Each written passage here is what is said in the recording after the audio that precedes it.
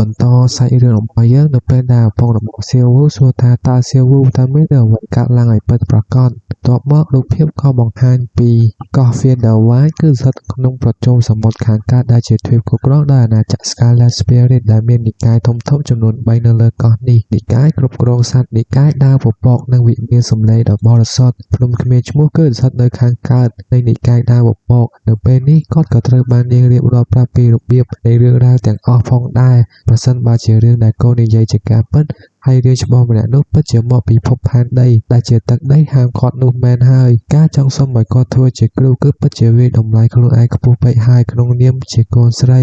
កូនគ្រាន់តែយកសុបិនទាំងថ្ងៃប៉ុណ្ណោះសំណាងឲ្យដែលរាជច្បងរូបនោះមានចិត្តទូលាយមិនប្រកាន់ទោសជាមួយនឹងកូនរំពេចនោះនាងក៏បានងើយឆ្ងល់បន្តិចលោកឪពុកហេតុអ្វីបានជាពួកយើងមិនហោះឡើងទៅកាន់ທາງលើតែម្ដងទៅពេលឮសំឡេងរបស់នាងគាត់ក៏ក្តាប់កណ្ដាប់ដៃរបស់គាត់ដោយកំហឹងកូនដឹងទេថាមានតែការដើរប៉ុណ្ណោះទើបអាចបង្ហាញពីការគោរពរបស់យើងចំពោះរាជច្បងបន្ទាប់មកគាត់ក៏បានយកដុំត្បូងថ្មមួយចេញពីមកត្រូវហើយបន្តិចទៀតកូនប្រគល់ត្បូងថ្មមេអំបៅដើរពពកនេះទៅឲ្យរាជច្បងដើម្បីតបស្នងសងគុណការសង្គ្រោះជីវិតទោះបីជាត្បូងមេអំបៅដើរពពកនេះជាទ្រព្យសម្បត្តិបន្តវេនរបស់និកាយយើងក៏ដោយកុំបារម្ភថារាជច្បងប្រហែលជាមិនពេញចិត្តនឹងវាអីក៏ថាបានគាត់បានសម្លឹងមើលត្បូងយុទ្ធការជាមួយនឹងទឹកមុខជឿជាក់នៅក្នុងក្រសែភ្នែករបស់រាជច្បងត្បូងមេអំបៅដើរពពកគឺវាគ្មានតម្លៃអ្វីតតែសោះប៉ុន្តែពួកយើងត្រូវតែយករបស់ដែលមានតម្លៃបំផុតចេញមកដើម្បីបង្ហាញពីភាពស្មោះត្រង់របស់ពួកយើងទោះបីជាសេនវូត្រូវបានការវាយជ្រុញច្រានវិញក៏ដោយក៏និកាយគ្រប់គ្រងសត្វនឹងមិនព្រមលែងដៃឡើយនឹងនិកាយដើរពពករបស់យើង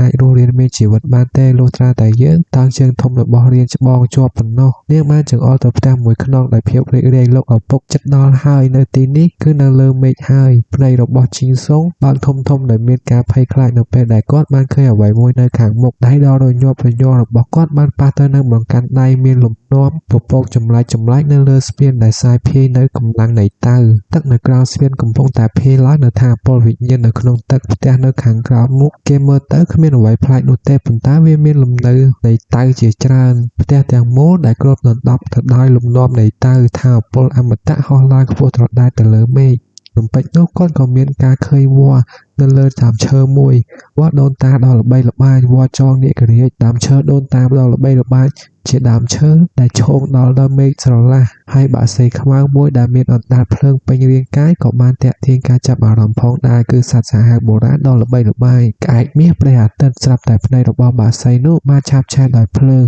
មិនទៅគួរឲ្យខ្លាចខ្លាំងណាស់គាត់បានដួលនៅលើដីនៅពេលដែលគាត់បានឃើញភ្នែករបស់វា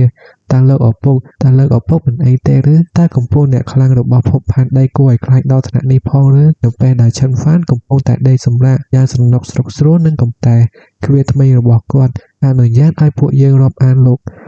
កៃនេះចោះរស់នៅដោយសេរីភាពរំពេចនោះក៏មានសំឡេងគោទ្វារពីខាងក្រៅមានអ្នកណាមកសួរសុខទុក្ខខ្ញុំនៅកន្លែងនេះផងនឹងមកហើយបន្ទាប់ពីបើកទ្វារទឹកមុខរបស់គាត់ប្រែក្លាយជាភ្ញាក់ផ្អើលបន្តិចនៅពេលដែលគាត់បានឃើញមនុស្សនៅខាងក្រៅជីវូមានផ្ទៃមុខស្រឡះនិងរីករាយយ៉ាងខ្លាំងដោយស្វាគមន៍លោកប្រុសឈិនខ្ញុំពិតជាសុំទោសផងដែរដែលបានផ្ដល់ការរំខានដល់លោកប្រុសម្ដងទៀតគាត់មានអារម្មណ៍ងឿឆ្ងល់បន្តិចនៅពេលដែលគាត់ឃើញពួកគេទាំងពីរមកទីនេះសៀវវូហេតុអ្វីបានជាអ្នកមកទីនេះជាឪពុករបស់ខ្ញុំគាត់ដឹងថាលោកប្រុសជាអ្នកជួយសង្គ្រោះជីវិតរបស់ខ្ញុំទើបគាត់មានបំណងធ្វើដំណើរមកសួរសុខទុក្ខនិងអរគុណលោកប្រុសដោយផ្ទាល់គាត់មានអារម្មណ៍សង្ស័យបន្តិចនៅពេលដែលឃើញទឹកមុខភ័យខ្លាចញញើតរបស់ជីងសុងតាចាស់ម្នាក់នេះទោះបីជាបុរសវ័យពេញវ័យម្នាក់ប៉ុន្តែជើងរបស់គាត់ទន់ខ្សោយដែរមើលទៅដូចជាមនុស្សធម្មតាសោះប្រហែលជាគាត់ខ្លាចពេលជិះដើរហោះហើយទេដឹងគាត់បានសម្លឹងទៅមើលលំនាំនៃតៅនៅលើឈើចាក់ថ្មីរបស់គាត់ដោយទឹកមុខភ័យខ្លាចជាខ្លាំងនេះពិតជាអាវុធអានកំបាំងលំនាំកម្ពុជាទៅហើយត្បូងមេអំបៅដើរពពកនិកាយរបស់យើងគឺជាអាវុធអាចកំបាំងកម្រិតមធ្យមប៉ុណ្ណោះប៉ុន្តែមិនអាច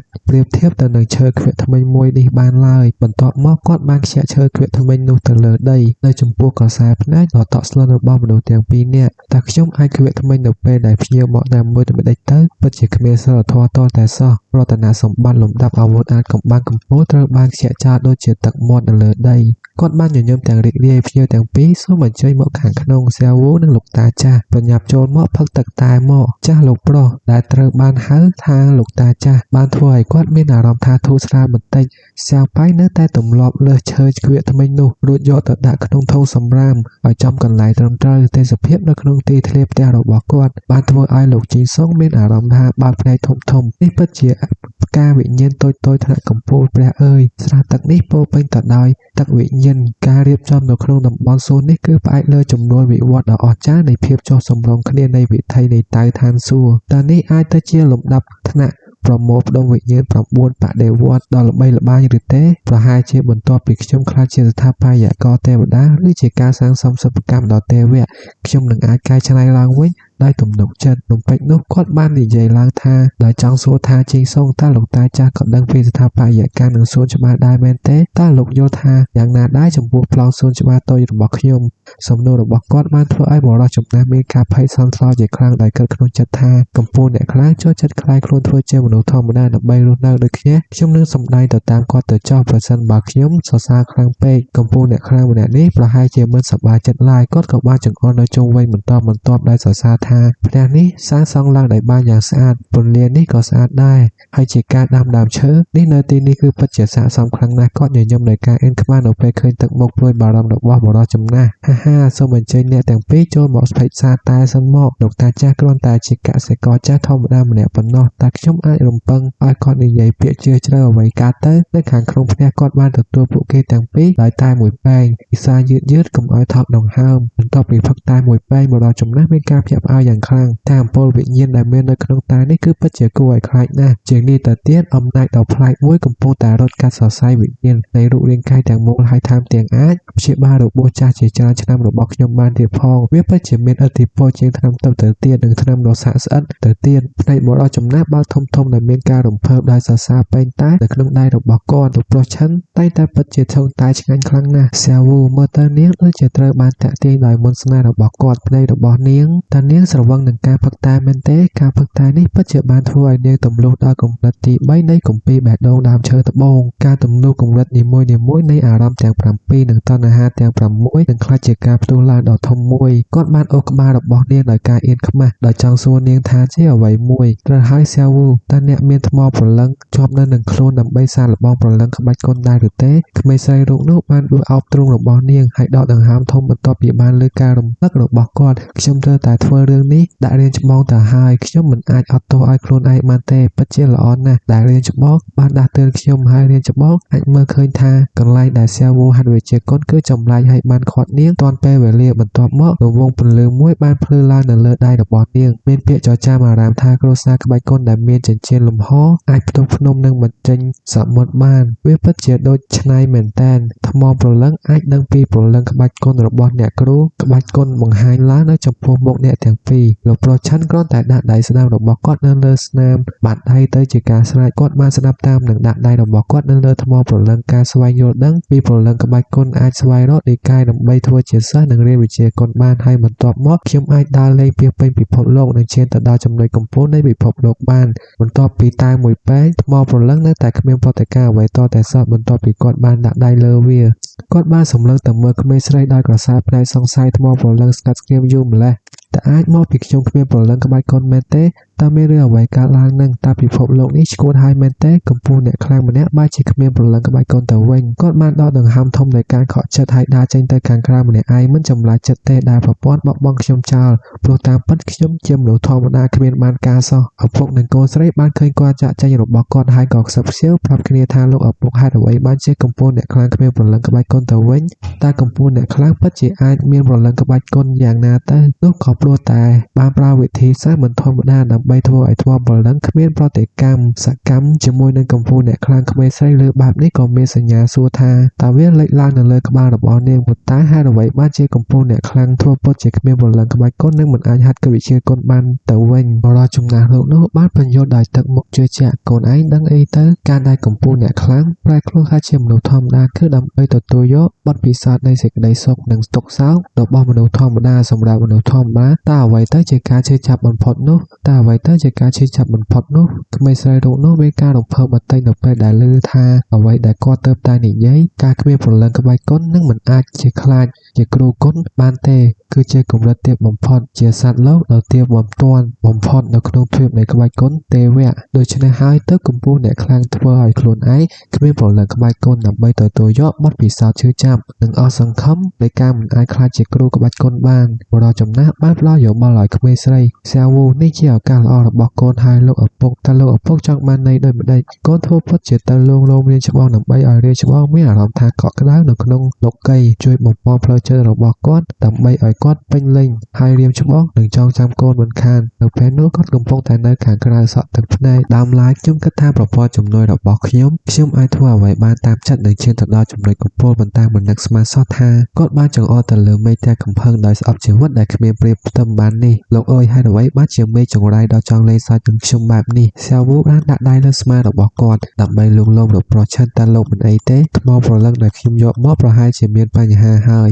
ទោះបីជាលោកមិនអាចខ្លាចជាគ្រូក្បាច់គុណក៏ដោយក៏អាចធ្វើជាមនុស្សធម្មតាម្នាក់ក៏ជារឿងល្អដែរអរគុណហើយកញ្ញាបន្ទាប់មកក្មេងស្រីម្នាក់នោះបានយកបន្តើងត្បូងមួយចេញមកលោកឈិននេះជាទ្រព្យសម្បត្តិរបស់គ្រួសារត្រកូលយ៉ាងទៅបើឪពុកខ្ញុំលោកបានជួយសង្គ្រោះជីវិតរបស់សៀវវូសូមទទួលយកត្បូងមេអំបៅដើមពពកនេះផងទៅគាត់បានសម្លឹងមើលទៅត្បូងនោះដោយក្តីសង្ស័យបន្តិចនេះគឺជាអាវុធតំណាងស្នេហាហើយត្បូងនេះមើលទៅល្អគ្រាន់តែបើប៉ុន្តែការឆ្លាក់គឺអាក្រក់ណាស់វាប្រហែលជាមិនសូវមានតម្លៃប៉ុន្មានទេមិនអីទេខ្ញុំទទួលយកចោះដោយឃើញទឹកមុខរបស់គាត់ជីងឆុងបានរអ៊ូនៅក្នុងចិត្តដោយការរំពឹងទុកមែនបើមើលតាមទឹកមុខរបស់រៀនច្បងត្បូងមេអំបៅនេះគឺគ្រាន់តែជារបស់ធម្មតាប៉ុណ្ណោះនាងបាននិយាយយ៉ាងរីករាយថាលោកប្រុសឈិនវាកាន់តែល្ងាចហើយពួកយើងសូមត្រឡប់លាទៅវិញសិនហើយខ្ញុំនឹងមកជួបអ្នកទាំងអស់គ្នាម្ដងទៀតចេញឆុងបានទះដៃទាំងទឹកមុខអៀនខ្មាស់លោកប្រុសឈិនតើខ្ញុំអាចជួយយកសម្រាមទៅចោលបានទេគាត់បានសម្លឹងទៅមើលគាត់ដោយការសង្ស័យពិតជាកសិករចាស់ដែលមានចិត្តល្អមែនខ្ញុំហ៊ានធានាថាលោកតាចាស់នឹងមិនធ្វើឲ្យខ្លួនឯងលំបាកដើម្បីចិញ្ចឹមសៀវវូ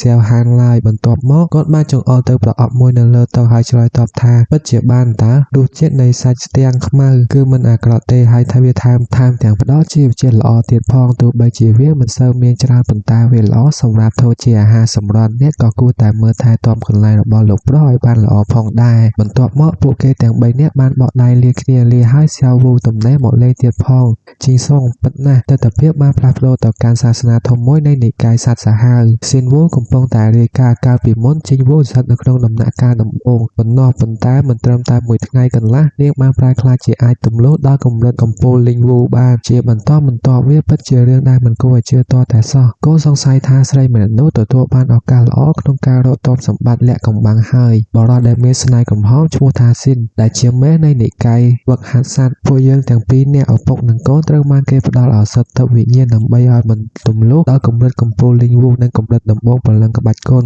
ប៉ុន្តែស្រីម្នាក់នេះសៀវវូបែរជាអាចទម្លុះបាន3កម្រិតជាប់គ្នាទៅវិញដូច្នេះកូនត្រូវតែដកថយជាបណ្ដោះអាសន្នសិនដើម្បីរងចាំមើលថាតើឪពុកនឹងសម្រេចចិត្តយ៉ាងណាគាត់បានងាកទៅរកមនុស្សម្នាក់ពាក់អាវខ្លាឃ្មុំនៅក្បែរគាត់ខ្ញុំចង់សួរយោបល់របស់លោកទូតតើលោកយល់យ៉ាងណាដែរលោកទូតនៅលើកោះយាននេះខ្ញុំបារម្ភថាមានតែទ្រព្យសម្បត្តិរបស់តៅស៊ឺដល់ល្បីបានប៉ុណ្ណោះទើបអាចគួរឲ្យខ្លាចដល់ថ្នាក់នេះគឺបែបនេះស៊ីនវូមានខំថ្មិញទាំងកំហឹងពិតជាឱកាសដ៏អស្ចារ្យមែនគ្នានរណាម្នាក់រកឃើញវាអស់រយៈពេលរាប់ពាន់ឆ្នាំមកហើយប្រសិនបើនិកាយសត្វសាហាវរបស់ខ្ញុំអាចទទួលបានឱកាសនេះស៊ីនវូបានអោនក្បាលនឹងគុំដៃចូលគ្នាដើម្បីស្នើសុំកូនសូត្រស្នើសុំលោកឪពុកចេញបញ្ជាកូនប្រុសម្នាក់នេះសម្រេចចិត្តដឹកនាំក្រុមកម្ពុជាខ្លាំងរបស់និកាយដើម្បីទៅកំទេចនិកាយដើមពពកនិងដណ្ដើមយកទ្រព្យសម្បត្តិរបស់តៅស៊ឺមកវិញពិតជាឱកាសដ៏កម្របំផុតស្រាប់តែលោកទូតបាននិយាយគាត់មិនបាច់ប្រញាប់ប្រញាល់ពេកឡើយចូលផ្សព្វផ្សាយព័ត៌មានថានិកាយដើមពពកបានដណ្ដើមយកទ្រព្យសម្បត្តិរបស់តៅស៊ឺទៅហើយលោកទូតចង់មានន័យថាទុកឲ្យពួកគេខាំគ្រាដូចជាសត្វឆ្កែទឹកមុខរបស់គាត់បានប្រែជាស្រអាប់និងបង្ហាញស្នាមញញឹមដ៏អាក្រក់មួយពួកយើងគ្រាន់តែទទួលអង្គុយចាំទទួលប្រមូលផលតែប៉ុណ្ណោះគេទាំងពីរឪពុកនិងកូនមើលទៅមានការពេញចិត្តយ៉ាងខ្លាំងបន្ទាប់ពីលើកគំនិតដល់ទូតបន្ទាប់មកសម្លេងសើចយ៉ាងខ្លាំងរបស់ពួកគេទាំង3នាក់បានបន្លឺឡើងនៅខាងក្រៅនិកាយសត្វ